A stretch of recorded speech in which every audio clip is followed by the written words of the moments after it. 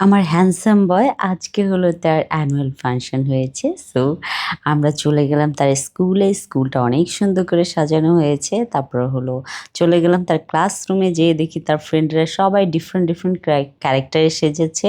So এখন হলো তারা চলে যাচ্ছে হলো নিচে অডিটোরিয়ামে।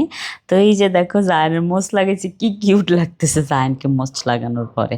তারপর হলো সবাই সিরিয়াল দিয়ে সুন্দর করে নামতেছে আর সবার ক্যারেক্টারের সাথে জিনিসপত্র ক্যারি করতেছিল। পরে স্টার্ট হয়ে গেল ওদের পারফরমেন্স, আর কি সুইট করে সবাই মিলে এত সুইট করে পারফরমেন্স করছে, আমার এত এত ভালো লাগতেছে দেখতে। কিন্তু মাঝে মধ্যে না এই কথাগুলা বলতে আমার একটু মানে কেমন জানি ভয়েসটা হলো ভারী হয়ে যাচ্ছে। কারণ হলো আমার সেই কিটিনিকা জায়ান দেখতে দেখতে এত এত বড় হয়ে যাচ্ছে আমার চোখের সামনে। এটা মানে কি যে একটা শান্তি, কি যে একটা স্বস্তি, একটা মাই শুধু বুঝবে আর এটা কেউ বুঝবে না। সো আমার ছেলে কিটিনিকা জায়ান বাবা এখন এত এত বড় হয়ে গেছে, আবার ডান্সও করে। ও আবার সে ডিগবাজিও দেয়, বাও!